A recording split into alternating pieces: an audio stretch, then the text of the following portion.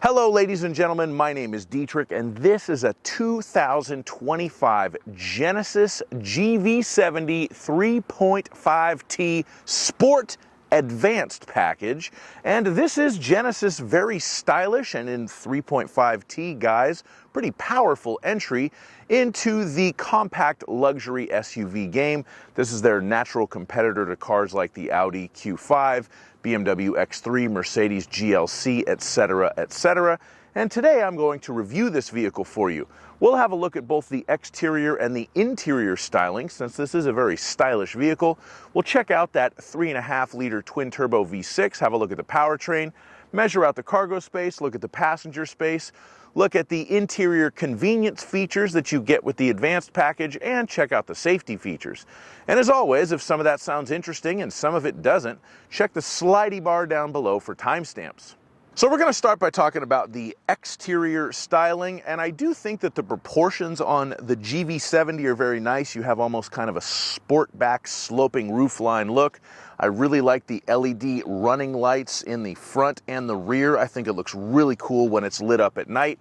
If you do opt for the 3.5-liter twin-turbo V6, as this car has, that's the 3.5T model designation, they all come with the Sport package. So we have the Sport Appearance package that gives us the darker trim on the exterior vehicle, the gloss black roof rails, the sort of darker chrome on the window surrounds on the side. You have a little bit more of an aggressive looking front end with a blacked out lower portion of the grille, and again slightly darker chrome on the giant mesh Genesis grille. Around back we do have the more aggressive rear bumper with the circular exit dual exhausts. And of course, because this is an advanced package, we get these very nice looking 21-inch wheels. I would say that the exterior styling is very nice on this car and probably one of the features that makes it so attractive, but not to leave out the interior styling. When you step into the interior on the Genesis GV70, you will notice that it is a very beautifully crafted interior. You have a lot of cool shapes and designs where all the buttons and controls are. This particular advanced package is finished in Sevilla red Napa leather, and you have some diamond stitching and quilting in the leather and contrasted black piping. You have a black steering wheel with contrasted red stitching. It all goes together very, very well. The aluminum trim has what Genesis call the haptic carbon pattern. And then we also have the layered edge backlit trim on the advanced package, so that's kind of on the doors right below the controls for the power windows. And at night when you have the ambient lighting going, that part of it lights up with the ambient lighting. It does look really cool, really distinctive, and of course you can change the colors on that. You also have a leatherette wrapped upper instrument panel. So kind of the top of the dashboard, you have the black leatherette. It's kind of a nice convincing fake leather there with the contrasted red stitching. That does add a high quality look and feel. That is part of the advanced package on the 3.5T Sport, as well as the micro suede headliner above you, which again gives you a nice refined luxury feel on the interior of the vehicle. It is a very nice place to spend time. Now we'll take a look under the hood and talk about the powertrain, and of course this being a GV70 3.5T, we have the 3.5-liter twin-turbo V6. This is putting out 375 horsepower, 391 torque. It is hooked up to a standard 8-speed automatic transmission, which is then hooked up to a standard all-wheel drive system. It is a rear-biased all-wheel drive system in the GV70, so it's kind of tuned a little bit more for neutral handling on a dry road, but it can send power to the front wheels if the rear wheels start to slip. Personally, if you were my friend or family member and you were asking me if it was worth the money to upgrade to the 3.5-liter turbo, I'd probably say no. I have driven a Genesis GV80 with the 4-cylinder turbo engine, and I've also driven a couple of Hyundai products with the same motor. In my experience, the 2.5-liter turbo has plenty of power for these cars.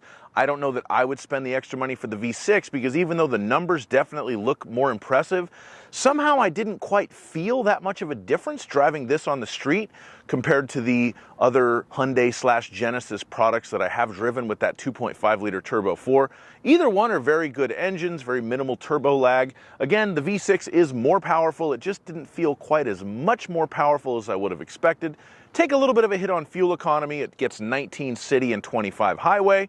I haven't done my official test on this one, but I will do it tonight, so you can check that out at your leisure. Now we're going to measure out the rear cargo space, so let's open up the power rear hatchback and get our laser tape measure out and do just that. The length of the cargo area from the back of the cargo area to the bottom of the second row seat with the seat up, 3 feet. The maximum width of the cargo area from there to the inside of this little cubby hole right here, 4 feet and 8 inches. And we do have a 12-volt power outlet and a couple of lights for the rear cargo area as well, along with the tie-downs. Now you will notice that we have a tonneau cover in here. I can pull that and pull it out like so. And then you can stow it underneath the floor. You can kind of pop these little bits up right here so that you can keep it there. It's a nice touch. I always like it when automakers put that in an SUV. So with the tonneau cover out of the way, the height of the rear cargo area from right there to the floor, 2 feet and 3 inches. And if we want to fold down these back seats, we can just pull right here. And then I'll have to go move the front seats to get them to actually go down.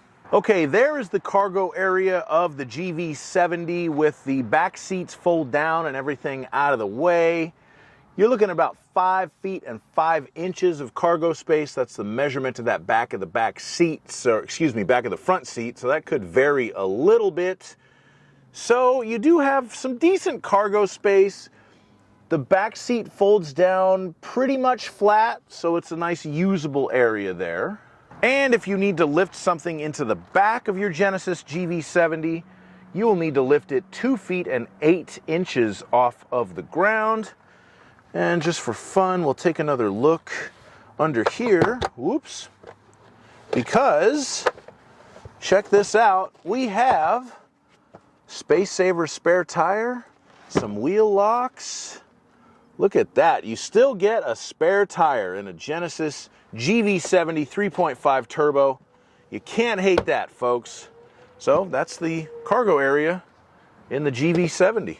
Now we're going to measure out the passenger space, and for this measurement I'll use myself. I'm 6'5", so let's see if I can sit behind myself in a GV70.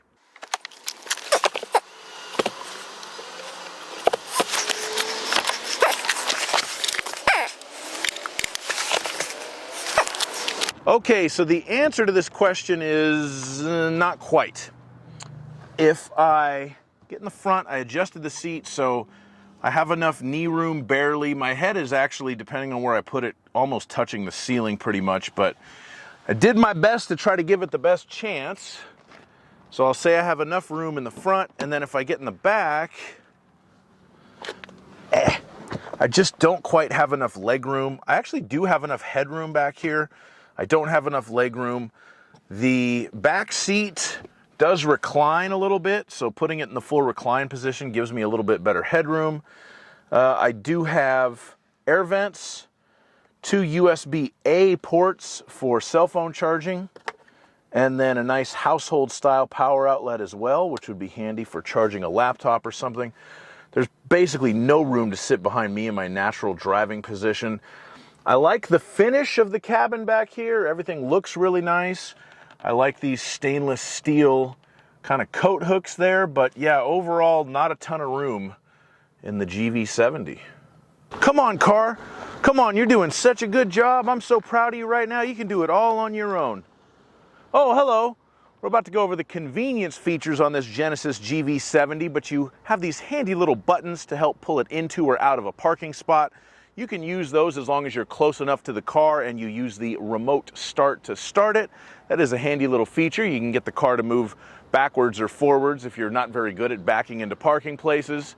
But anyway, let's get inside and check out some of the other features on this GV70 Advance. Hey, where are you going? We're going to move into the interior and start talking about the features in here. And the first thing I'd like to point out is something this car doesn't have. No wireless Apple CarPlay. You still got to plug your phone in. I did read in Car and Driver that allegedly Genesis made wireless CarPlay standard on the 2025 models, but if it is, I can't get it to work on this one. When I go to the phone projection, it tells me to plug in my device with an approved USB cable. I tried disconnecting and reconnecting to the Bluetooth, making sure that the CarPlay was turned on in the settings on the Genesis. No wireless CarPlay, no wireless Android Auto. That is a big demerit on a $66,000 car in 2025. So that gets a bit of a thumbs down from me. Of course, you interact with that not wireless Apple CarPlay and Android Auto through a 14.5-inch touchscreen. That also includes factory navigation system and AM, FM, XM radio on this advanced package. You can touch the screen and interact with it totally normally like that, but Genesis also gives you this big crystal knob to move around things, kind of like a BMW iDrive controller. I don't know that this is really helpful. I feel like the touchscreen is probably what most people will use, although, I don't know, maybe if you get used to it, you use the crystal knob more. It works fine if you know how to use such things, but you do occasionally get confused between it and the shifter, because the shifter is another kind of crystal circle right below it. So I don't know that that really needs to be there, but if you drive one of these cars, let me know if you touch your screen or touch your knob more often. One point of criticism that I do have for this particular car is you only have sort of a half digital gauge cluster. The speedometer and the fuel gauge are both analog and they look nice, but then you have the tachometer and the other screen right there. For a $66,000 Korean car, I just kind of feel like that's not quite good enough. You do have the blind spot view monitor in that gauge, so where the tachometer is, if you put your turn signal on, it has a camera that will show you what's on that side of the car. But it's better when you have the full digital gauge cluster because then it corresponds with what side you put the blinker on. That's kind of what I'm used to in Hyundai cars, so I wish they would have a fully digital gauge cluster here. It should be noted that you can get one if you move up to the Prestige model. You will get the fully digital 3D instrument cluster. I haven't driven one of those cars, so I can't testify to the 3D-ness of it, but it is available if you want to spend another $3 grand. The Lexicon premium audio system in this car is very, very good. I have enjoyed my time with that. It doesn't need all the speakers in the ceiling and everything to give you a nice surround feel to the sound, so the stereo is very good in this car. You also have a panoramic moonroof. That is kind of a necessity in a vehicle of this class, but it is here present and correct, so don't worry, you've got a pano roof. The steering wheel is heated and the front seats are heated and cooled, of course, with dual zone automatic climate control. And one last thing, you do have wireless charging and a couple of USB ports hidden in this little cubby hole right ahead of the cup holders. I like where that is because you can kind of put your phone in there to charge and then just close it and not have to look at the phone. I think that is a nice touch, although I do miss some USB-C fast charging here in the front. Maybe they'll put that in next year. Now we will move on to the safety features in this Genesis GV70, and it does have what it needs to have. We have the forward collision avoidance assist, so you've got the emergency braking and the forward collision warning, all that good stuff. Lane keeping assist and lane following assist to try to help keep you in your lane. Driver attention warning in case you are falling asleep. You have blind spot monitoring, but you also have the blind spot collision avoidance assist. So if the car thinks that you're going to swerve into a car into the next lane, it can kind of intervene with the steering to try to prevent that. We have the safe exit assist, so if you are trying to get out of the car after you've parallel parked on a city street and there's another car coming, it will warn you about that as well. We also have the parking distance warning forward and reverse, and the parking collision avoidance assist, so that's going to be the radar sensors that'll beep at you if you're getting too close to something when you're trying to park the car, and then at low speeds it can slam on the brakes as well if it thinks you're going to back into something or hit the garage when you're pulling into a tight garage. And of course, that is in concert with the surround view monitor. So when you get the advanced package, we do have the kind of bird's eye view surround camera system on here. And of course, you have smart cruise control. And if you drive one of these cars and you'd like to see how your smart cruise control works, I'll put a link to a how-to video in the description. Thank you so much for watching my review on this Genesis GV70. I have very much enjoyed my time with this car. If you'd like to see my POV test drive on this video, there'll be a link to that in the description and the comments. And as always, please like my video and subscribe to my channel, and have a great day. Bye-bye.